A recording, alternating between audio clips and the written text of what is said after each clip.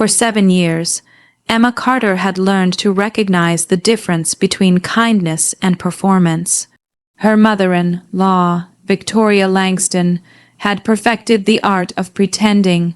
To outsiders, Victoria was elegance wrapped in silk and diamonds, a graceful socialite with a warm smile and polished manners. She knew exactly how to charm a room, how to make people laugh, and how to appear like the perfect matriarch. But behind closed doors, Victoria's sweetness turned sharp. Emma had discovered that truth only weeks after marrying Daniel. At first, it had been subtle comments disguised as concern. "Are you sure that dress suits the occasion, dear?"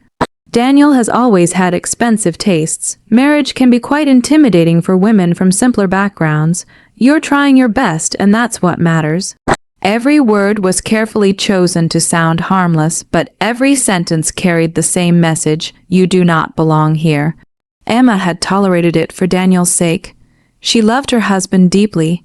Daniel was kind, hardworking, and endlessly optimistic. He always believed his mother's harshness was accidental, that she simply had a difficult personality. "She doesn't mean it that way," he would often say. Emma wanted to believe him. For years, she smiled through the insults, ignored the exclusion, and attended every family gathering with her head held high. She endured being seated at the children's table one Christmas because Victoria claimed there wasn't enough room. She overlooked the anniversary party where Victoria introduced her as Daniel's lovely little wife, without mentioning Emma's own successful consulting career. And she stayed silent the day Victoria told a room full of guests that Emma was still learning how upper-class dinners work. Each humiliation was small enough to dismiss, but together they formed a mountain of quiet cruelty. Still, Emma kept hoping things would change. So when the cream-colored envelope arrived on a quiet Thursday afternoon, her heart lifted. The invitation was embossed in gold lettering. The Langston family's annual anniversary celebration, hosted by Victoria and Charles Langston Lachate. Étoile Lachate, Étoile. Emma's eyes widened. The restaurant was legendary. It wasn't the kind of place people simply reserved. Tables were booked months, sometimes years in advance. It was the crown jewel of the city's fine dining scene, a place whispered about in luxury magazines and frequented by celebrities, politicians, and the city's wealthiest families. Emma had heard Daniel mention that his mother had been trying for years to secure a private booking there. "Wow," Daniel said as he read over her shoulder, "Mom must have gone all out this year." Emma studied the elegant script at the bottom. "We would be honored by your presence." Something about the wording felt strange. Victoria had never used the word honored when it came to Emma. Still, she forced a smile. Maybe this is her way of making peace. Daniel kissed her forehead. "I think so too." For the first time in a long while, Emma allowed herself to hope. The night of the dinner arrived cool and crisp, with the city glowing beneath strings of amber streetlights. Emma stood before the mirror in their bedroom, smoothing the deep emerald silk of her gown. The dress was simple yet elegant, fitted perfectly to her frame. She wore her dark hair in soft waves and chose understated pearl earrings.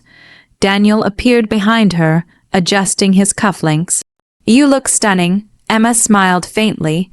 "You think your mother will approve?" Daniel chuckled awkwardly. "You know, Mom, she'll find something to criticize." His attempt at humor did little to calm the knot in Emma's stomach. An hour later, their car rolled beneath the grand illuminated entrance of Lachate, Étoile. The building looked like a palace of glass and gold. Crystal chandeliers sparkled through towering windows, and valets moved with military precision. Inside, the restaurant glowed with candlelight reflected across polished marble floors. A hostess greeted them and led them through the main dining room toward an elegant private banquet hall. Emma's heels clicked softly against the floor as her anxiety grew. When they entered the room, every member of Daniel's family was already seated. Victoria sat at the center of the long table, draped in silver satin, her diamond necklace glittering like frost. Beside her sat Charles, her expressionless husband. Daniel's sister Claire lounged nearby, scrolling through her phone. Conversation hushed as Emma and Daniel approached. Victoria's lips curved into a practiced smile. "Daniel, darling, right on time." Then her gaze shifted to Emma. The smile cooled. Emma scanned the table, her breath caught. There were 8 place settings, 8 chairs, but 9 people in the room. Her eyes searched desperately. There was no chair for her. The empty space beside Daniel's assigned seat was glaringly bare. For a moment, Emma thought there had been some mistake. Surely the staff had forgotten. Then she noticed Victoria's expression. That tiny glimmer of satisfaction in her eyes. It wasn't an accident. Victoria folded her napkin delicately into her lap. "Oh dear," she said, her voice dripping with false concern. "It seems there's been a misunderstanding." Daniel frowned. "What do you mean?" Victoria tilted her head. "I only reserved seating for immediate family." Silence slammed into the room. Emma felt heat rush to her face. The words struck like a slap.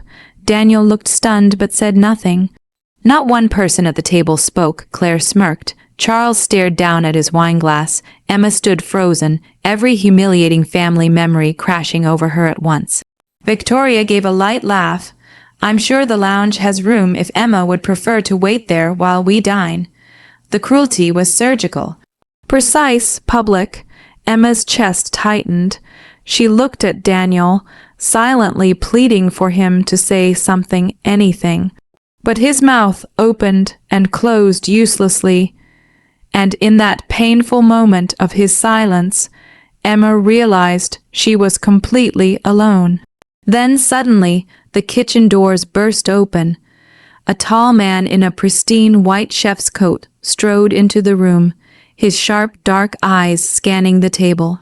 The head chef, Chef Alessandro Morti himself, the legendary culinary genius rarely seen by guests. His eyes landed on Emma. His expression shifted instantly from confusion to shock. He stopped dead in his tracks. Then, in a voice loud enough for every person in the room to hear, he said, "Boss, why are you standing?" The silence that followed Chef Alessandro Morti's words was so absolute that Emma could hear the faint crackle of candle wicks burning across the room. For a moment, no one moved. Victoria Langston's polished smile froze on her face, as though her expression itself had forgotten how to function. Daniel stared at Emma, confusion spreading across his features.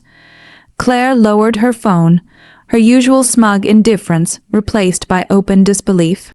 Emma stood perfectly still. She had imagined many ways this night might unfold. She had prepared herself for another subtle insult, another evening of swallowing humiliation for the sake of family peace. But she had not expected this.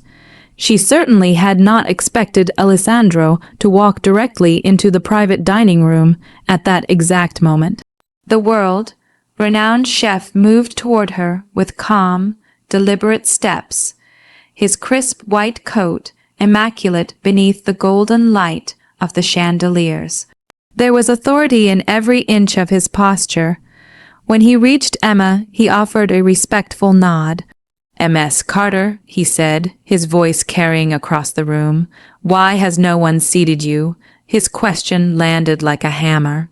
Victoria gave a strained laugh, quickly recovering enough to force her usual elegant composure.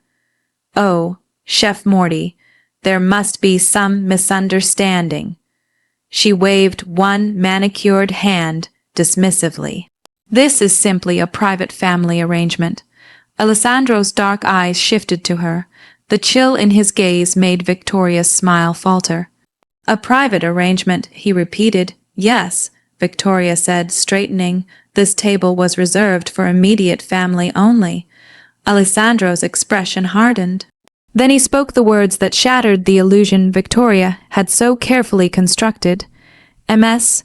Emma Carter is not only welcome in this room," he said evenly. "She is the majority owner of this restaurant." The sentence struck the room like thunder. Claire gasped aloud. Charles nearly dropped his wineglass. Daniel's head snapped toward Emma, so fast she thought he might have hurt himself. "What?" he whispered. Victoria blinked rapidly, as though refusing to process what she had heard. "That's impossible." Emma inhaled slowly, finally finding her voice. "It's true." The room erupted into stunned murmurs. Victoria stared at her as if seeing a stranger. Emma had spent years allowing this family to underestimate her. She had never corrected their assumptions, never felt the need to parade her accomplishments. To Victoria, Emma had always been the modest woman from a middle-class upbringing who had somehow married into wealth. She had never bothered to ask who Emma really was. 3 years earlier, Emma's grandmother had passed away, leaving her a quiet inheritance. It wasn't old money on magazine covers wealth like the Langstons flaunted, but it was substantial enough to change her future. Emma could have bought designer homes, luxury cars, a life of effortless comfort. Instead, she invested. And when she learned that Étoile was facing financial collapse after a disastrous expansion attempt, she saw something others had missed. Potential. The restaurant had been drowning under debt, and Chef Alessandro had been days away from losing everything he had built. Emma had met him privately. He had expected another wealthy investor looking to strip the place for profit. Instead, he found someone who believed in his vision. She had offered enough capital to clear the debts, modernize operations, and stabilize the business. In return, she became majority shareholder, but she made one unusual request. Her ownership would remain confidential. No press releases, no public announcements, no mention of her name. She wanted the restaurant to succeed on its own merit, not because of headlines. Alessandro had honored that request, and together they had transformed Étoile into the city's most coveted dining destination. Emma had quietly overseen strategic growth, marketing partnerships, and financial restructuring while continuing her consulting work. The investment had flourished beyond anyone's expectations, yet she had never told Daniel. At first, she planned to surprise him. Then life became complicated. His own business struggled. His family's endless judgments consumed their marriage. And somehow, the right moment never came. Now the truth stood exposed beneath crystal chandeliers. Alessandro turned sharply toward the nearest server. "Bring a chair immediately." The staff moved without hesitation. Within seconds, 2 attendants arrived carrying an elegant high-backed velvet chair unlike any at the table. It was larger, more ornate, positioned with unmistakable significance. Alessandro personally pulled it back for Emma. "Your seat, Ms. Carter." Victoria's face drained of color. That chair wasn't part of this reservation. Alessandro's tone remained smooth, but carried unmistakable steel. "No, Mrs. Langston." He held Victoria's gaze. "It is reserved exclusively for the owner." The humiliation on Victoria's face was instant and devastating. For years, she had controlled every social interaction through status and carefully staged dominance. Now the very setting she had chosen to diminish Emma had become the stage for her own public embarrassment. Emma lowered herself gracefully into the chair. For the first time all evening, she felt completely calm. Daniel remained standing beside her, his expression caught somewhere between confusion and awe. "You own this place?" he asked quietly. Emma met his eyes. "Yes.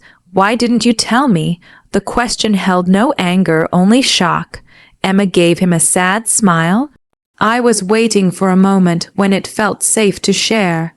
The meaning landed harder than any accusation could have. Daniel's face fell. Across the table, Victoria attempted to regain control. "Well," she said stiffly, forcing a brittle smile, "this is certainly unexpected." Emma folded her hands neatly before her. Yes, her voice was soft, but then, so was finding my chair missing. Victoria's lips parted, but no words came. Before she could recover, Alessandro spoke again. "The owner's private dining suite has been prepared." He turned to Emma with formal respect. "Would you prefer to continue your evening there?" Emma glanced slowly around the table, at Victoria's pale, shaken face, at Claire's stunned silence, at Daniel's regret-filled eyes. Then she rose smoothly to her feet. "Yes," she said, "I think I would." And with every eye in the room fixed upon her, Emma Carter walked away from the table where she had been denied a seat, toward the place that had always belonged to her. The private dining suite at Château Étoile was unlike anything else in the restaurant. Hidden behind tall ivory, paneled doors, it was reserved for only the most exclusive guests, heads of state, international celebrities, and billionaire investors whose names filled business magazines. Crystal chandeliers hung like frozen waterfalls from the ceiling, casting warm light across polished mahogany floors. Floor-to-ceiling windows overlooked the city skyline, where thousands of lights glittered against the darkness like scattered stars. Emma had stood in that room many times before, yet tonight, stepping into it felt different.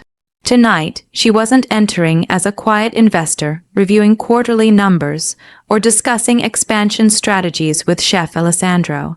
Tonight, she was walking in as herself, no secrets, no hidden titles, no carefully lowered expectations. The staff moved swiftly, preparing the suite for her arrival. Fresh candles were lit. Silverware was adjusted with precision. Alessandro himself pulled out the head chair at the long polished table. "Everything is ready, Ms. Carter," he said respectfully. Emma gave a small nod. "Thank you, Alessandro." As she sat, her pulse slowly steadied. For years, she had swallowed humiliation to preserve peace.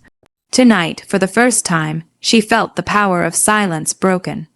But she knew Victoria Langston would not let this humiliation pass quietly. She was right. The suite doors swung open less than 2 minutes later. Victoria stormed inside, her silver satin gown rustling sharply with each furious step. Behind her came Daniel and Charles, while Claire lingered near the doorway, clearly too curious to stay away. Victoria's carefully maintained elegance had cracked. Her cheeks were flushed crimson, and her polished smile had been replaced by something rawer, rage. "This has gone far enough," she snapped. The room froze. Emma remained seated, calm and composed. "Has it?" Victoria stopped across from her. "You deliberately humiliated me."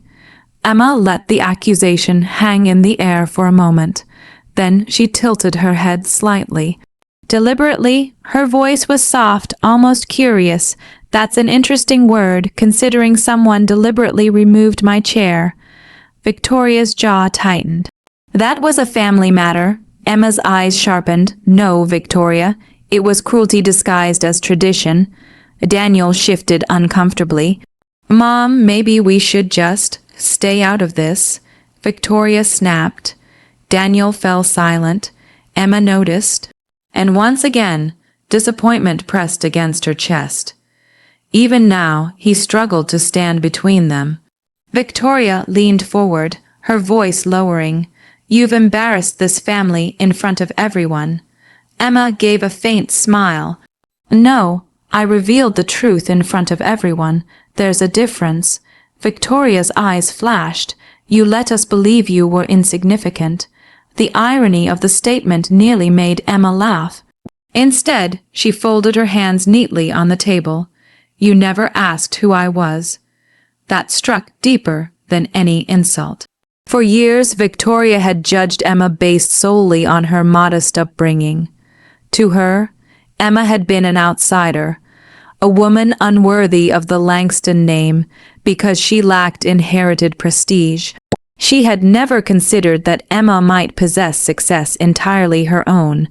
Victoria straightened, grasping desperately for control. If this restaurant is yours, then why keep it secret?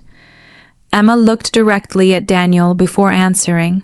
Because I learned long ago that some people only value what they can use. The words hit harder than she intended. Daniel's face fell. Victoria scoffed. This is absurd. No, Emma said evenly. What's absurd is pretending your approval was ever about family. The suite grew deathly still. Emma rose slowly from her chair. For years, she had imagined this moment, what she would say if she ever finally stopped protecting Victoria's reputation. Now the words came effortlessly. You mocked my background because my father was a schoolteacher and my mother worked double shifts as a nurse. Victoria said nothing. You treated me like an embarrassment because I didn't grow up attending charity galas and country clubs.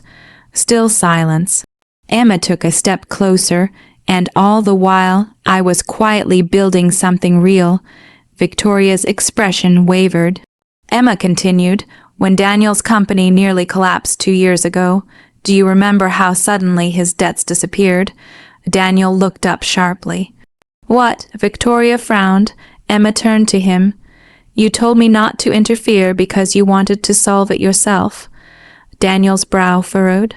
Emma's voice softened, but I couldn't watch you lose everything. Understanding slowly dawned across his face.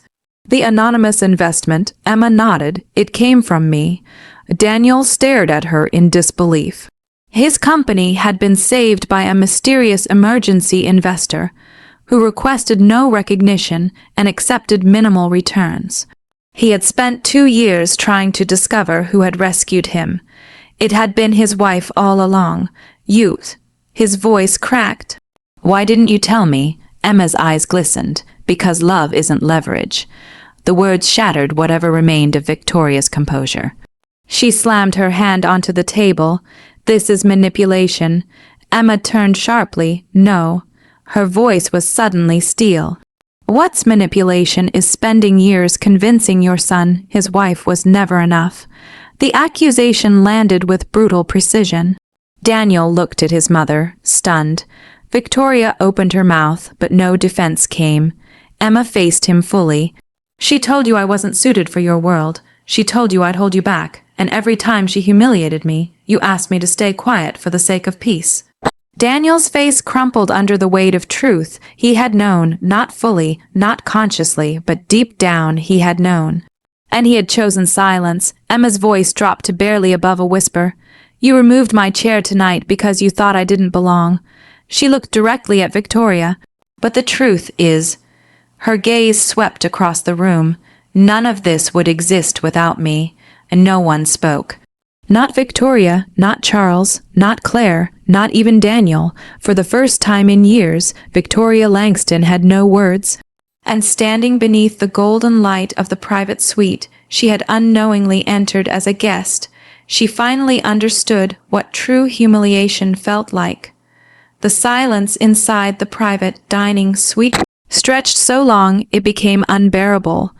Victoria Langston stood motionless at the center of the room, her carefully crafted image of superiority hanging by a thread. The sharp confidence she had worn like a crown for decades was gone. In its place stood something far more fragile, panic. Emma could see it clearly. For the first time in 7 years, Victoria had lost control, and she had lost it publicly. Outside the suite's ivory, paneled doors, the restaurant buzzed with quiet sophistication. The city's elite continued their dinners, unaware that one of the most powerful social figures in town was unraveling just beyond the walls. Victoria's lips parted as though she might speak, but no sound came. Finally, Daniel stepped forward. His face looked pale, almost haunted. as if the weight of everything he had failed to see had settled heavily on his shoulders. "Emma," he said softly.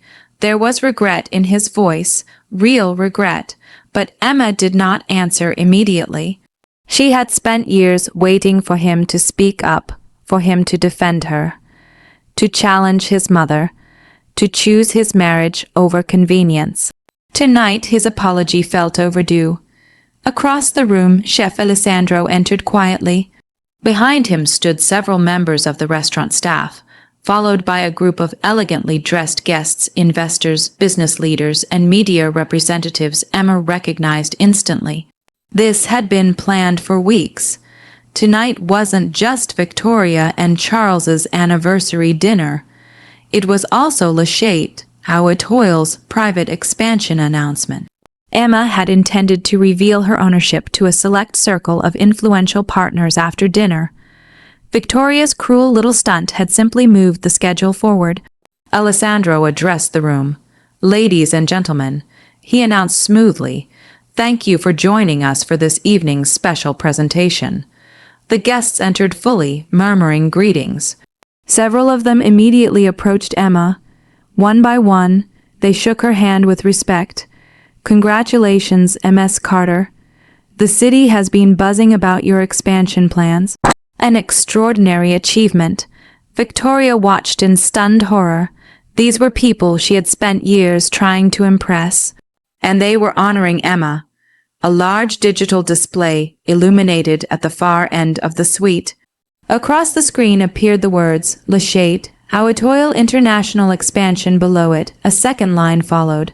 "Founder and Executive Chairwoman, Emma Carter." A collective murmur swept through the room. Emma rose gracefully and stepped toward the display. For years, she had hidden her accomplishments because she believed dignity did not require applause. But tonight was different. Tonight was not about pride, it was about truth. 3 years ago, Emma began, her voice calm and clear. This restaurant was days from collapse. The room listened in perfect silence. "I invested because I believed excellence deserved a second chance." She glanced briefly at Alessandro, who nodded respectfully. "Together we rebuilt Lachate, Étoile, into what it is today." The screen changed, revealing architectural renderings of 2 stunning new luxury locations, one in Dubai, the other in Paris. Gasps rippled through the guests. Emma continued, "Tonight, I'm proud to officially announce our global expansion." Applause filled the room. Victoria stood frozen, her face draining of all color. The woman she had dismissed as ordinary was now commanding the attention of some of the most powerful people in the city. Then Emma turned toward Daniel. The room quieted instantly. "There is one more announcement." Daniel looked stunned. Emma held his gaze. "When Daniel's company faced collapse 2 years ago, I stepped in because I believed in him." He swallowed hard. Emma's expression softened. "I still believe in the man I married." She gestured toward the screen, where a final title appeared. Strategic Development Director, position offered to Daniel Carter. The room erupted into surprised applause. Daniel stared at the display, speechless. Emma stepped closer. "This position is yours," she said quietly, "if you choose to earn it, not through family connections, not through pity, but through integrity." Tears filled Daniel's eyes. He nodded slowly, "I will." Then, in front of everyone, he turned to her fully. "I failed you." His voice cracked. "I let my silence hurt you because I was too afraid to challenge my mother." The room remained still. "I should have protected you. I should have stood beside you." Emma studied his face. For the first time, she saw no hesitation there. Only honesty. Then Victoria suddenly stepped forward. "This is absurd," she hissed. Her voice was desperate now. "You can't seriously reward him after humiliating this family." Emma turned to face her, and in that moment, every ounce of quiet endurance she had built over 7 years became unshakable strength. She smiled. "A chair can be removed from a table," she said calmly. The words echoed through the suite. "But respect cannot." Victoria's face twisted. Emma gave Alessandro a slight nod. The chef understood immediately. He stepped forward. "Mrs. Langston," he said politely, effective immediately. "Your lifetime reservation privileges at all Le Château. Our Étoile properties have been revoked." Victoria's mouth fell open. "What? This decision is final." Two staff members approached discreetly. The humiliation was absolute. Victoria looked desperately toward Charles and Claire, but neither moved. Even they understood the battle was over. Without another word, she was escorted from the suite, and as the doors closed behind her, the room exhaled. Months later, Daniel accepted the position and proved himself through relentless hard work. Their marriage was rebuilt not on silence, but on honesty. Victoria's influence faded quickly in social circles once her behavior became known. And every year after that, on the anniversary of that unforgettable dinner, Emma sat at the head of Le Château, our Étoile's grandest table, her chair waiting, her place unquestioned, her victory complete.